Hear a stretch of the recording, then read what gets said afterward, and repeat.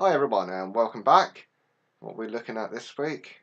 Well, it's a Kickstarter that's just gone live from Hobgoblin 3D, and you know I love the Hobgoblin 3D stuff, as I've done a review in the past. If you want to check it out, I'll stick it up the top for you.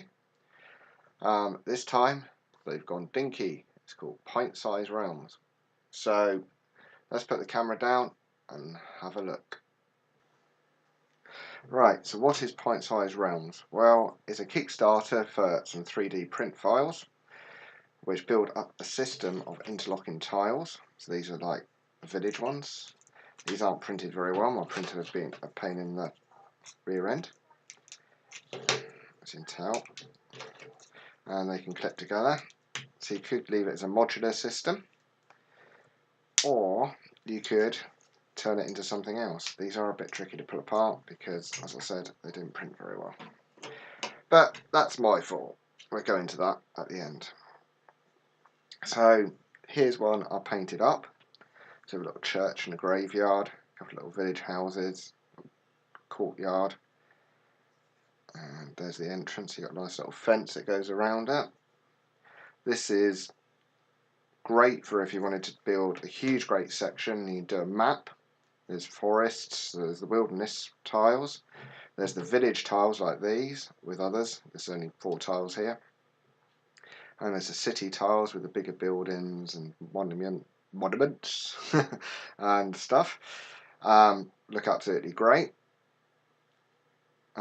This one I've actually textured up and I've flocked and turned it into a single piece, so I could use that on my table for 6mm gaming.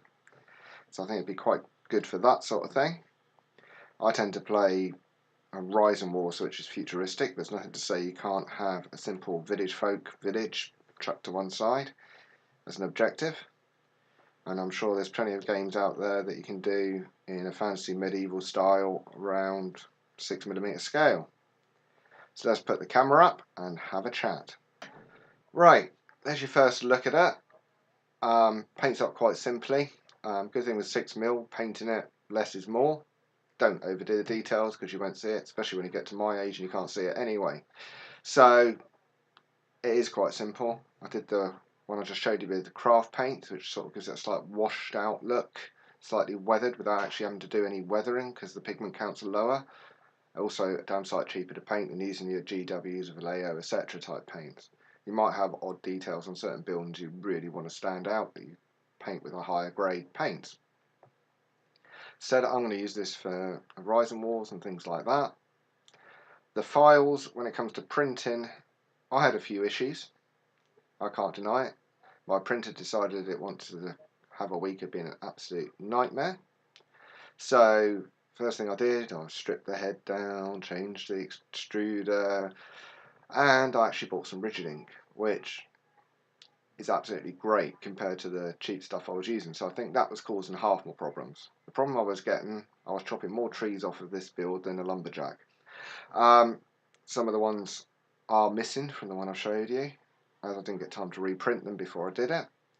But these trees will print without support. You're just going to make sure your bed is dead level and you set it up correctly. Which is the same for any print. You should be running some extruder tests and stringing tests before you print anything. You should dial your printer in. I know a lot of us have got a habit of shoving a new roll of filament in from someone else and just hit and go and fingers crossed and hope. Sometimes you get lucky, sometimes you don't. But at the end of the day, it's a lovely base to craft off. As a crafter, I quite like it in that respect. I could build quite a lot of 6mm terrain this way. Print it, paint it, add a few modelling bits to it as well, a few little crafting bits. So it's great that way. For D&D, if you wanted to do a nice map for your adventurers, you could build a nice 3D map that you could lay out. There is some markers in the Kickstarter to show where your party is in the village, which is a great idea.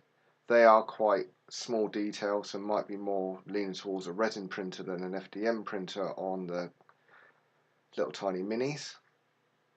But I haven't tried them, so I can't really say.